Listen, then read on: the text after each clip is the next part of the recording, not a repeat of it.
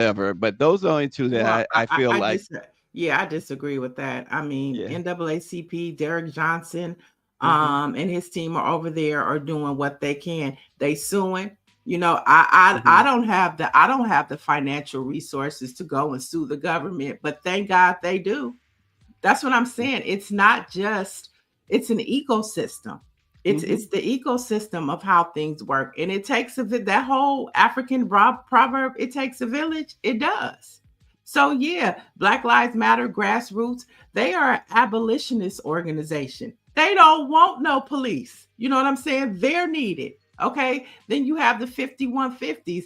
That's where the white allies, they're leading that movement. We need them. Okay. We need the NAACP to be suing everybody.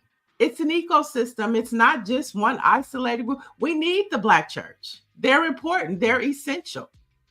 So, and then that you have the Black Church Pact, which is an organization of all of the denominations, the Church of God in Christ, the Baptists, the CMEs, the What are they AMEs, doing? all of the Black Church Pact. Yeah, what are they They doing? are Tell people. mobilizing. They are mobilizing their church members. Jamal Bryan is a part of that, which means what? That's getting the target information out to all of the Black churches. So to be dismissive of No, all I'm of these, asking. I asked that question for not for my edification, just for I people who wasn't might. talking about you. I wasn't. Okay. I wasn't. I'm just saying it takes an ecosystem.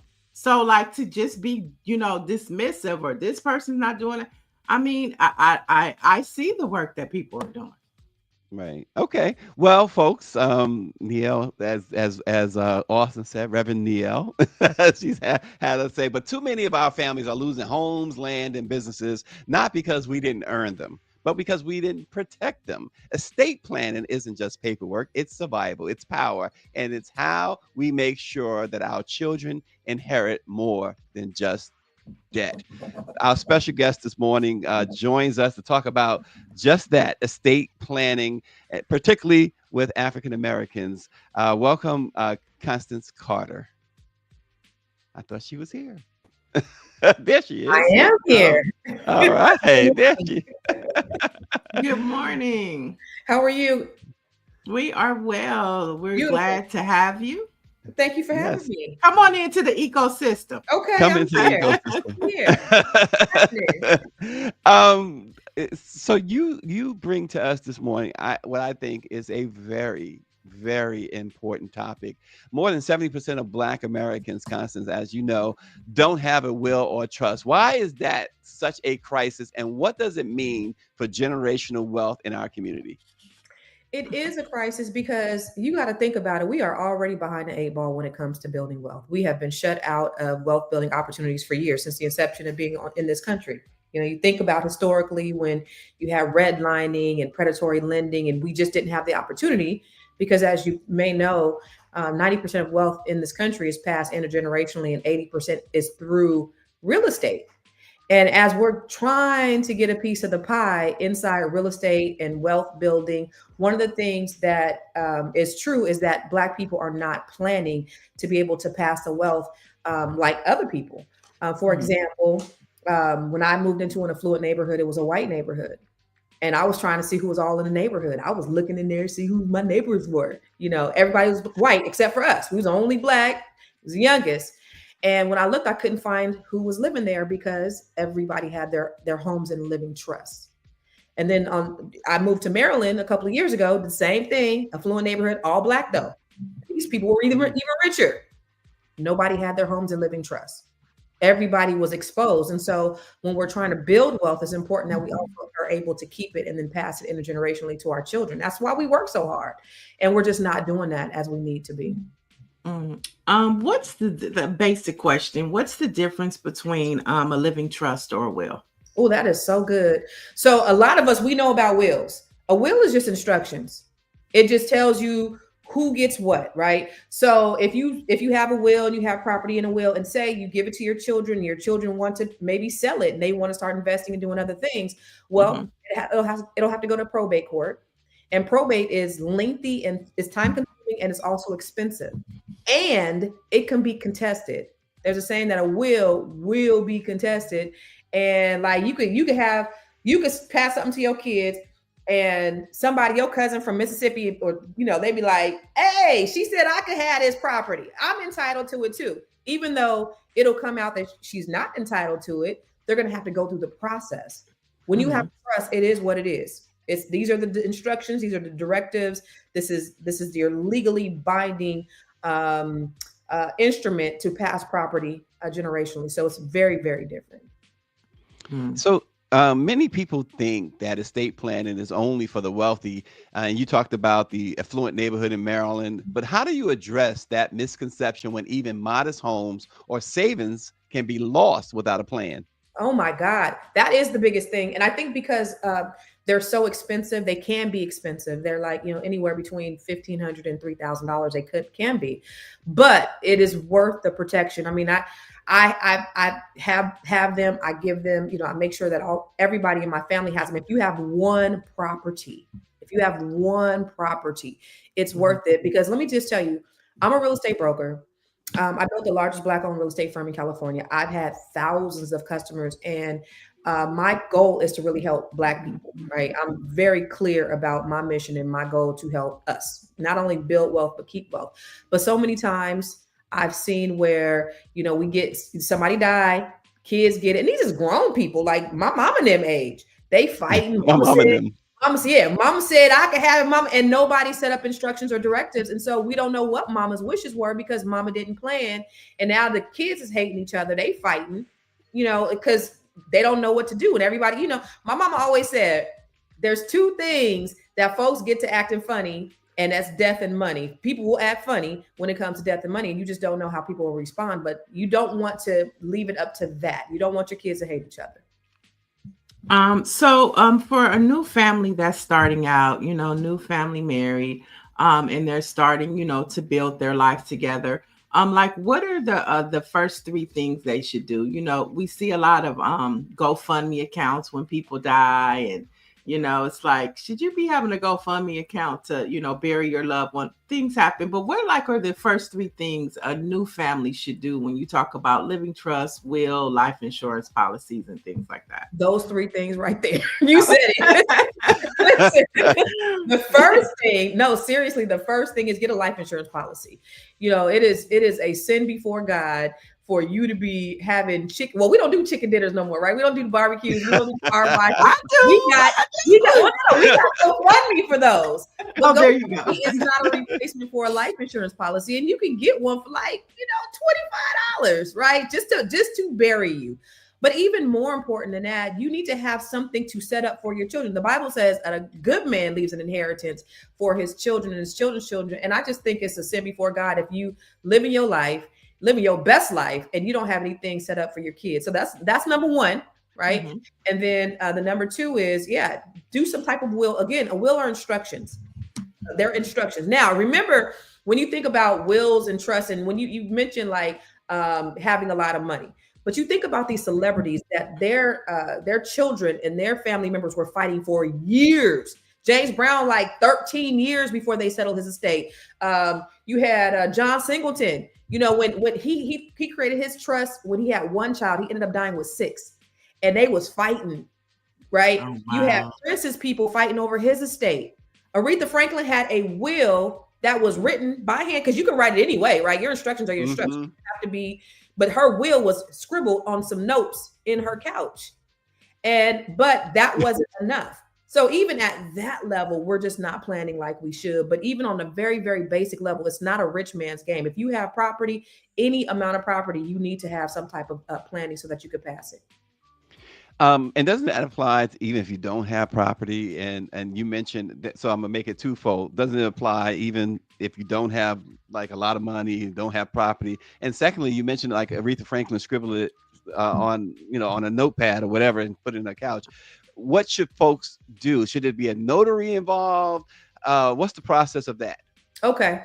So here's the thing. Living trusts are expensive. So when I moved here to Maryland and I bought another property, I was telling people, I was on podcast and I was saying, listen, you don't have to pay $3,000. You could just go to ChatGPT and create your own living trust, blah, blah, blah, right? Because what I was doing is I had a living trust I paid thousands of dollars for, and I was really basically copying what my attorney had put into place. I was copying it, and I was using ChatGPT, and I was using certain prompts, and I had, did my medical directives and all of that stuff. So like you said, living trust is not just for houses, it's for your medical, your power of attorney, for your bank accounts, for all of those things. So I said, you know what? Let me sit down and let me do an ebook so that I could show people how to do it so that they don't have to pay. Because Black folks, one thing you're gonna know is we don't a lot of times spend money on the things that are important, that are wildly important until maybe it's too late. So, a lot of us don't have $1,500, even if we do have a house, or $3,000 to spend on an attorney to write up their living trust. So I created an ebook, literally, where it's $25. And you just use these prompts. And what I have in here is I have a basic ironclad living trust that shows you how to get it recorded, all of those things. So the notary that you need, how to record it, what all the instructions per state, the guidelines, any special verbiage that you need to have in there per state, everything is already in there. So then you don't have to. And of course, an attorney's gonna be like, you don't want to do that. You want to come to me and pay $3,000. But you could take this to an attorney and say, hey, look over this.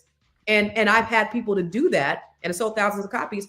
And I mean, it could stand up against any living trust for that an attorney will write up, because really all they're doing, they pretty much have a template and they ask you specific questions. And it's the same thing that you could do with my ebook. So I try to make it as simple as possible. I see things as like problems that Black people have, and I just try to find solutions. And so that was a solution, and I think it's very beneficial, and it answers that question.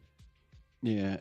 Constance, one of our viewers, Mike V, says that we have a growing number of folks in our community who are childless and deep into their 50s. What should those folks be doing with their means, and who should get it? So in other words, somebody doesn't have any heirs. That's a good. good question. No, that is a good question. Somebody asked that. I was speaking at the All Black National Convention the other day, a couple weeks ago. Somebody asked that question, and luckily it was somebody more astute than I was on the panel, because I was thinking, live your best life, right? This is what I was thinking. But somebody said they were better than me. What they did say is you really want to kind of have something set aside for when you're in your elder years, so that you can live a great life. You may not want to pass it. You may not have anybody to pass it to. And if you don't have anybody to pass it to, and you really want to pass something to somebody, my name is Constance Carter. You can follow me everywhere at I am Constance Carter, and you can go ahead and put me on your will or your trust if you absolutely don't have anybody. But I think you should just really prepare for your later years, and just to make sure that your life is in accordance with your standards, and just make sure that you that. And if there's a charity or an organization that you're fond of that you want to contribute to, that's also something that you can do. Well, just to show you how important this conversation is, Pietro Jose Tembe is watching from Mozambique. So this is a very important conversation. Right. So if you can, Ray, I have a quick question. Like, you have all of these different companies out here. What companies do you recommend outside of yours, of course, that people should be, that are people can lean towards to get good sound advice? What type of advice? For like life insurance policies, living wills, things like that. Oh, that's a good question. I don't know, because there's so many different people in different places. I don't know. I couldn't even tell you, because I don't do insurance, but I work with people who do, and it just depends on the state that you're in. It depends on what your needs are. I will say, in terms of like insurance, there's different things that you can do with insurance that I think that's also important, which is probably another conversation. But there's insurance that can really help you to really build wealth and increase your money, your savings. You can create your own bank. You could take your money out the bank, and you can increase your own wealth through life insurance. And that's a really important question I think that we need to be having too, because the banks only really give us 0.23% interest. And if you put it into a life insurance policy that generates compound interest, you can make, say you have $10,000, you put it in a life insurance policy, in 5 years, 10 years, you're going to have, $1,500, as opposed to putting in the bank where you're going to have $100. It's a very big difference. And so, Einstein said compound interest is the eighth wonder of the world. Those who know about it earn from it, and those who don't pay it. And most of us are paying it in our credit cards and in the daily things that we do. And the wealthy people, they're using it to actually earn money from. And so those are some things that you can do, like with life insurance, that I do definitely as well. My money's in the bank for bills, right? But for savings, I wouldn't put my savings in the bank. Interesting. Nice. And I think, Constance, what you just said, I really take a personal thing to it, because you're 100% right. Just a quick example from a personal point of view, like a year ago, I just decided, let me just put $500 in this CD, right? Just to test it. And my life insurance policy, now I'm over 50, so it's going to be a little bit different, right? Most of us have pre-existing conditions. Well, my life insurance, the earnings from that is like 25 times that of that CD that I had. So you're 100% right. If I needed it, and we don't, I'm sure you wouldn't recommend anybody going and taking money out of their life insurance unless it's absolutely a dire thing, like you got to live or die or whatever. But if I was to go in there today, I'd be pretty okay, right? I mean, you can borrow money from yourself if you do it like that. If you wanted to, I wouldn't recommend you taking it out and spending it on a liability. But if you have something else, maybe you want to invest in, if you have some property or a business, and then you're going to get an ROI, take the money out and then put the money back in. Right.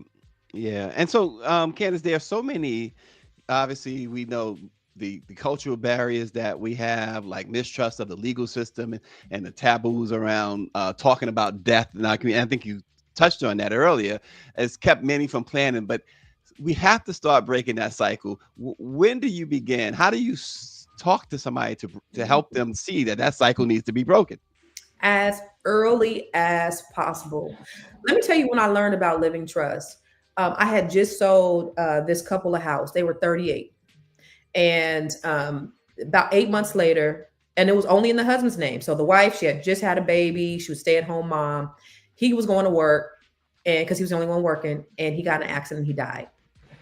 And so she came back to us and she wanted to sell her house. Well, California, although it is a community property state, she's entitled to have. Their children are also entitled to a portion of the husband's half. So then it had to go to probate, and the judge said it wasn't in the court's best interest for her to sell it. So her hands were tied. She could not sell it. She couldn't do anything.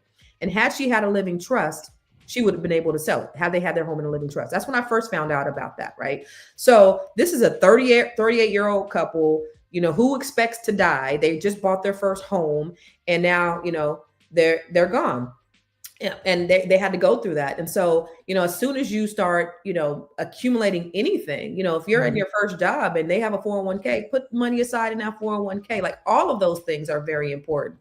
But then when you talk about like death, I remember I was riding in the car with my dad, and I was like, dang, Dad, that's such a blessing. Your mom is 97 years old. Dang, when I'm 90, you're not going to be around. He was like, what you mean? I'm like, Dad, you're like 30 years older than me. Your mama's only 15 years older than you. Like, you're not going to be around when I'm 70, right? You probably not. But to the point, Black people don't like to talk about death like that, right? At all. And so it is hard to have those conversations because we just are not open, but we just have to make it. I mean, it's a natural progression of life. It's happened at some point, and we need to have those critical conversations. Because here's another thing: you have people who when they die, they don't have anything set up. And I've seen this so many times where they can't get in a bank account because they don't have no beneficiaries. Now they're scrambling. They can't pay for anything. They don't know where the insurance policies are. So we're not having any of these conversations. And now your loved one is not only struggling with you dealing with their death, but now they got to try to figure out all these other things too. How do I, what's mama's, her bank account information? Where does she have life insurance? Like, how are we going to pay for this? How are we going to deal with this? And so we have to have these conversations. Yeah, such great information you're providing. Tell us about your firm, what you do. And your firm seems to have a lot of Black women in it. So talk to us about that. Yeah, so I am the CEO and broker of Catalyst Real Estate Professionals, and I built the largest Black-owned real estate firm in California. As I moved to Maryland a couple of years ago, I kind of was trying to decide what, I went through a divorce and I was trying to decide on what I wanted to do with this iteration of my life. I'm, on the other side of 40s, almost 50. And I was like, what do I really want to do? When you talk about Black women, I decided my passion project right now is really coaching Black women. And so I've created this group called the Net 7 Collective, which is a group of women all over the country and some international, where I coach Black women to increase their net worth to 7 figures. Because I know what it is that we need. There's an African proverb that says, when you teach a man, you teach an individual. And this is no diss to men, but when you teach a woman, you teach a nation. And so I did a TED Talk a few years ago, and it was about closing the wealth gap. It's called, Google that shit, by the way. And but this is, I feel, is my contribution to closing the wealth gap is through Black women. I mean, we need each other to survive. We need each other to be able to get to the other side, because there is this place, and there's an intentional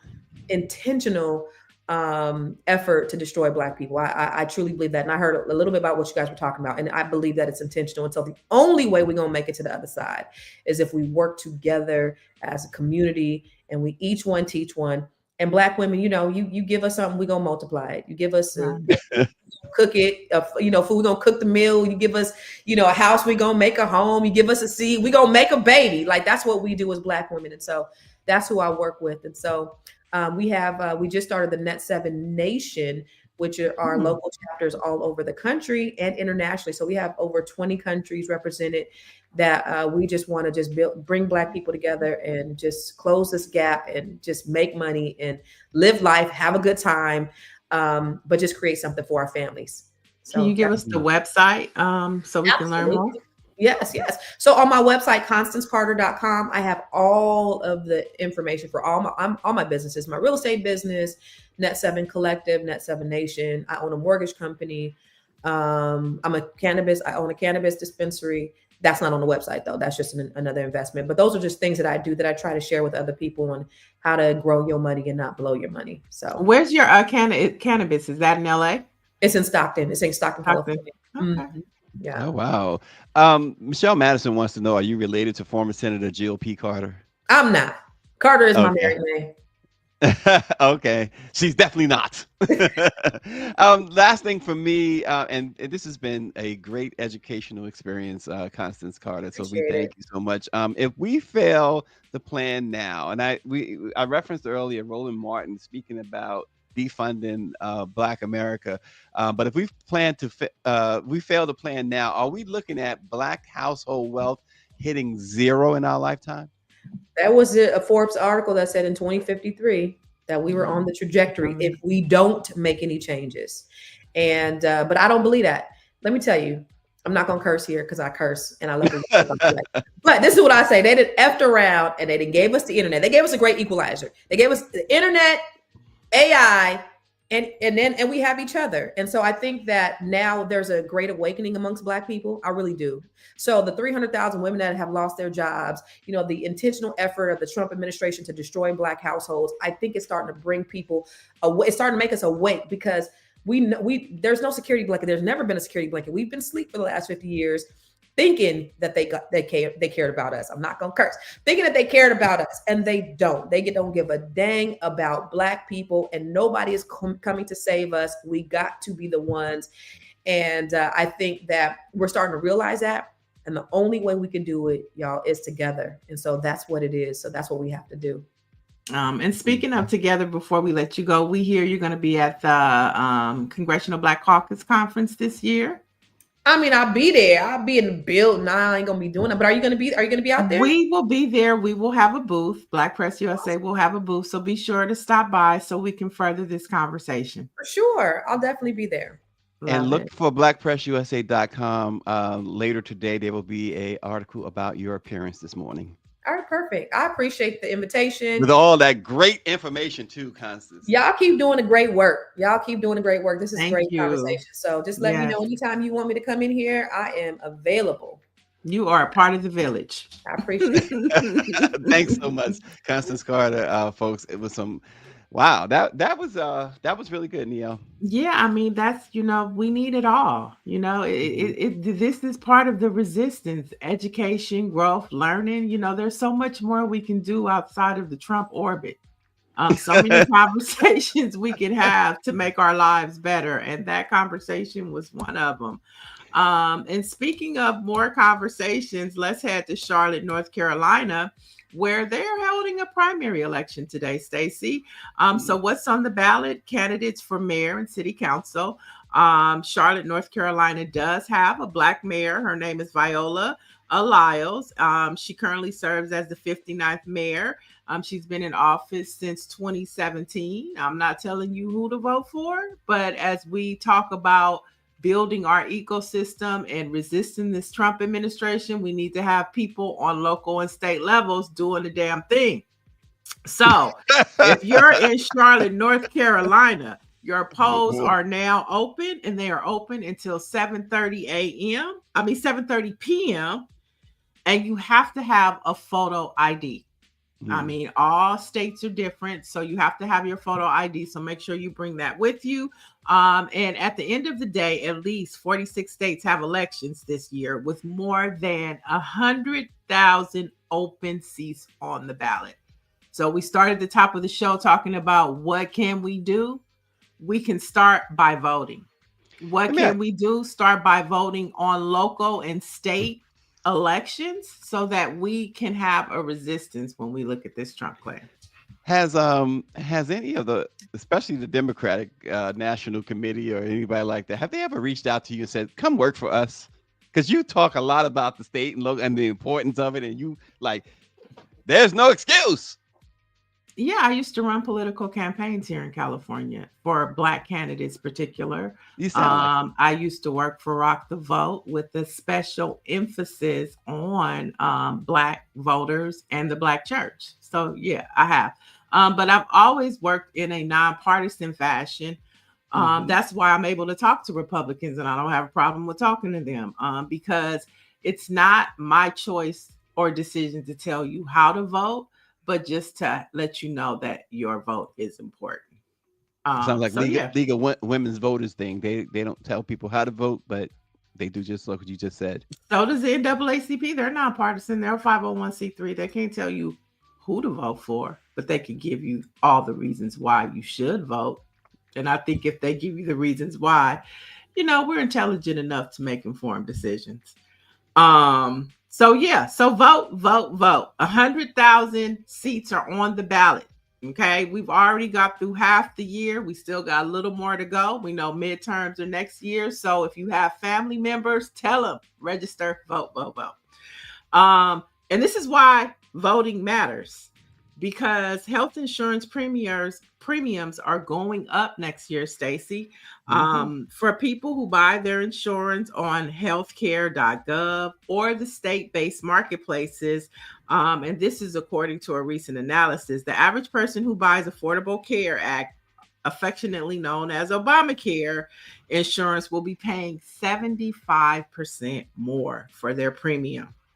And this is according to a nonpartisan health policy research group.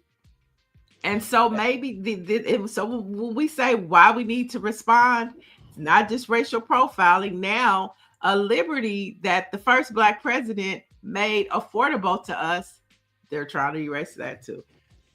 Yeah, it's interesting. And what they will do and what they are doing is blaming the system itself, Obamacare itself, which is crazy that to allow you to if you allow yourself to believe that this somehow was the fault of Obama and his system, his healthcare legislation, then you have drank all of the Kool-Aid and went back for seconds, because they have constantly, ever since they called it, and let's make it clear, Obama didn't name it Obamacare.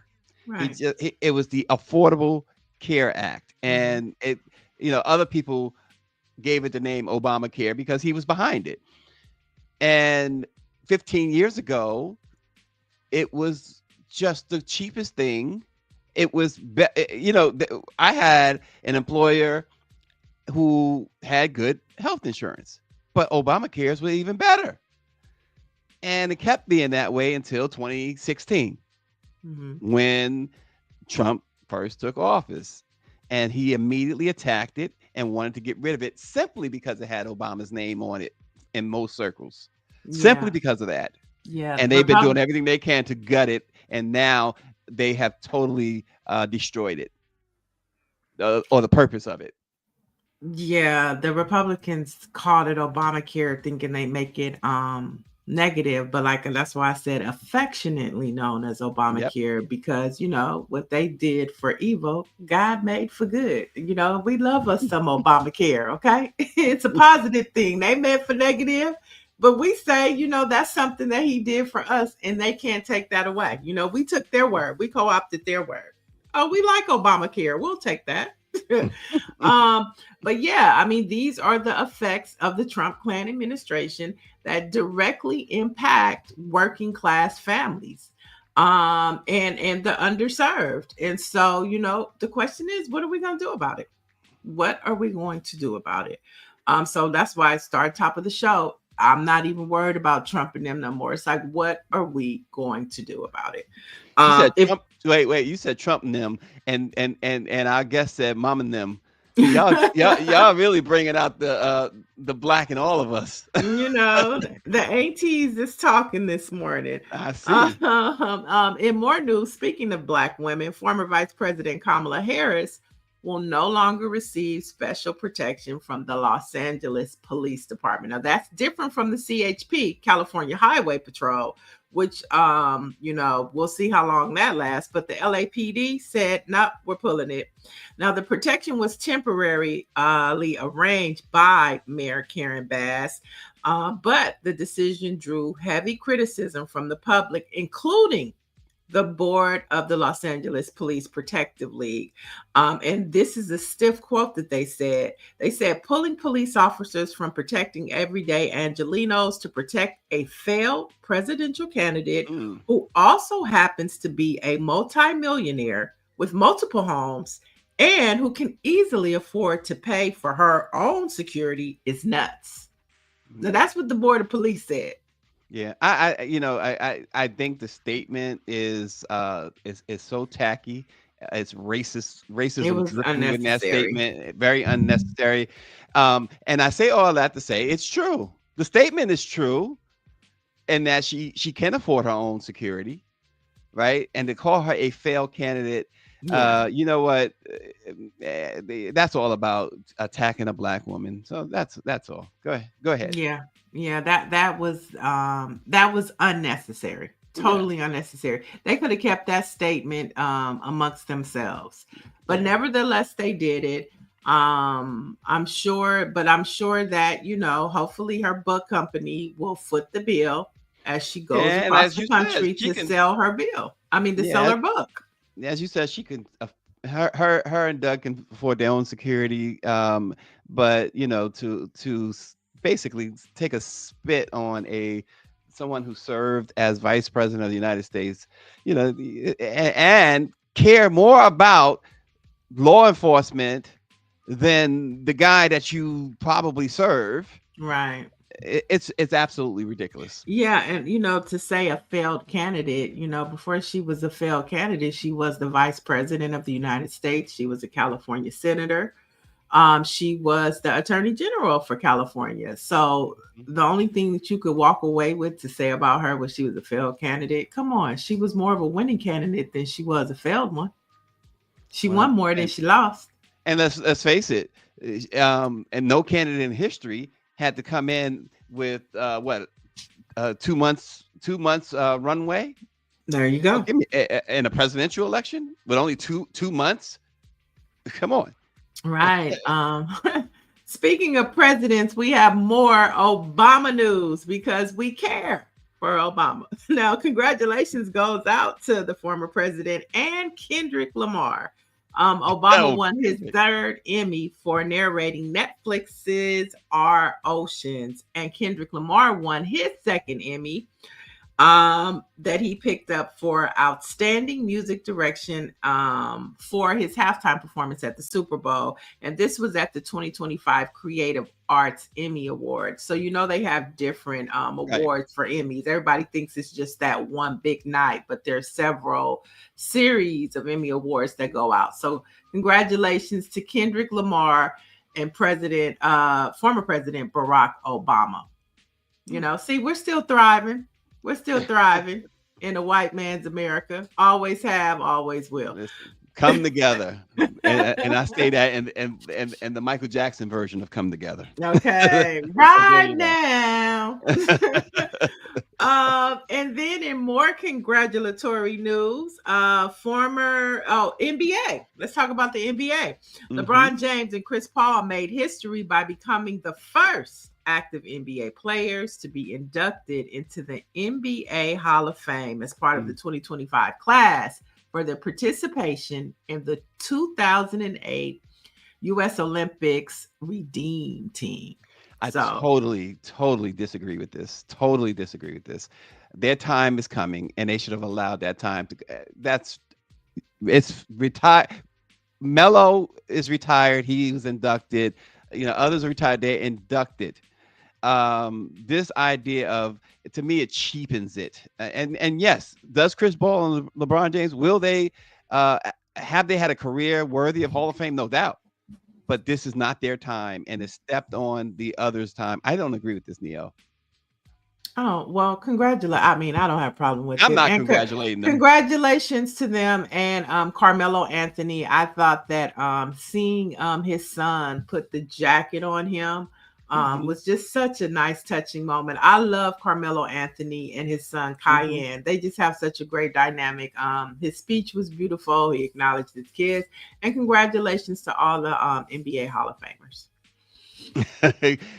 Carmelo will be he will go down to me as one of the all-time great New York Knicks, and good for him.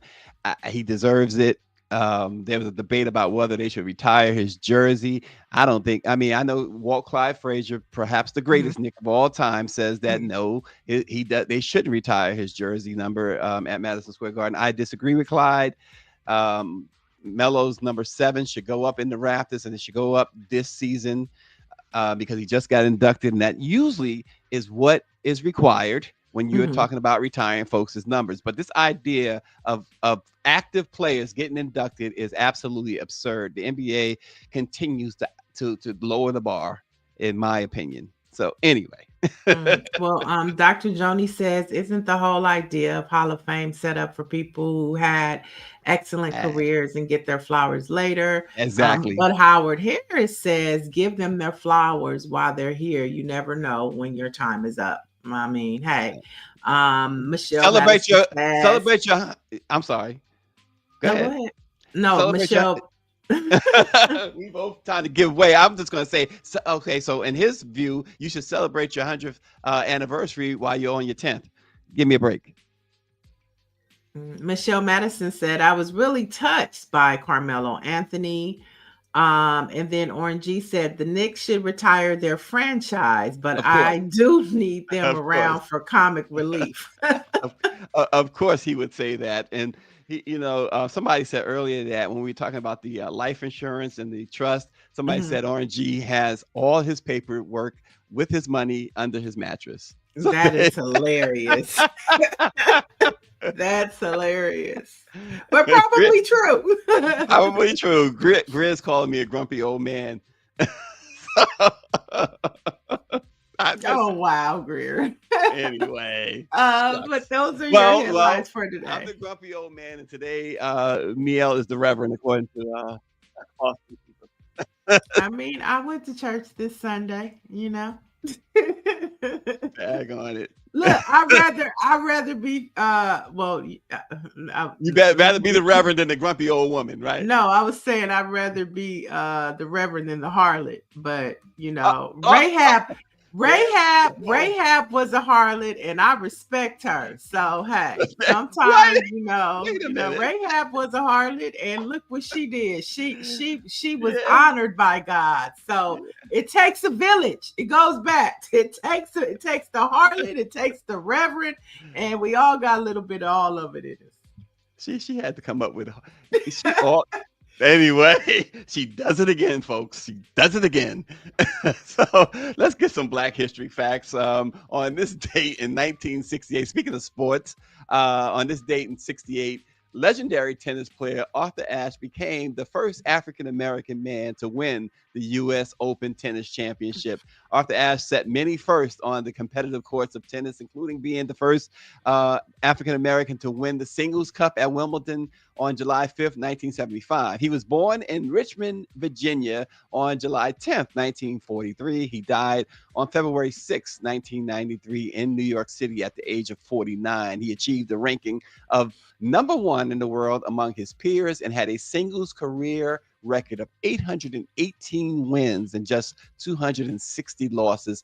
And he won 51 titles, which included wins in the Australian Open, Wimbledon, the US Open. He is believed to have become HIV positive from a blood transfusion during heart surgery. He worked to educate people about AIDS after publicly disclosing his illness and died of AIDS-related pneumonia.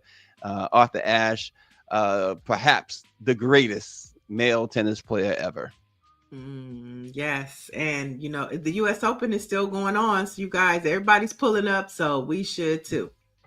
And since we were talking about the Emmys earlier, let's highlight on this date, in 1979, Robert Gilliam won an Emmy for Best Actor in a Comedy Series for his work in Soap.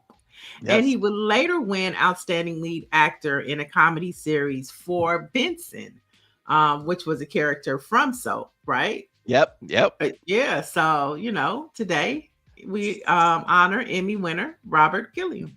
Soap was absolutely hilarious, and Benson, his character really was he was the best character in that. And of course, he had the spinoff, like you said, of Benson. But a lot of people loved him in the movie with Morgan Freeman, the Principal Joe Clark movie. What's it? Lean on Me. Lean on Me. Yeah. Fairy side. yes. Lean on. He was absolutely outstanding. What an outstanding actor. Yeah. He was great. He was great. Yeah. And Benson and Soap are streaming on Tubi for free. So if you want to go check them out, you can go stream it. Oh, I didn't know that. So now I know. Great. And by the way, RNG says yes, he does have all those papers under his mattress, but he has rat traps to protect it. So nobody's reaching under his mattress. Our Black-owned newspaper of the day is the Amsterdam News. The New York Amsterdam News was started more than a century ago with a $10 investment. It has gone on to become one of the most important Black newspapers in the country, and today it remains one of the most influential Black-owned and operated media businesses in the nation, if not the entire world. While the Amsterdam News is the, quote, new Black view, it remains keenly aware and respectful of the fact that it serves an increasingly multiracial and multi-ethnic community in New York and beyond. Today, the Amsterdam News remains the voice of one of the largest and most influential Black communities in the country and the world, Harlem. Love it. And be sure to keep up with Black Press USA today. Stacey mentioned that he is going to write a story about Living Trust. And also the Congressional Black Caucus is having a press conference today about the redistricting that's happening across the country. And Black Press USA is there. So there'll be a story up later about that as well. So for the latest in Black news, head over to blackpressusa.com. All right. We will see you guys again tomorrow. Thanks for joining Let It Be Known.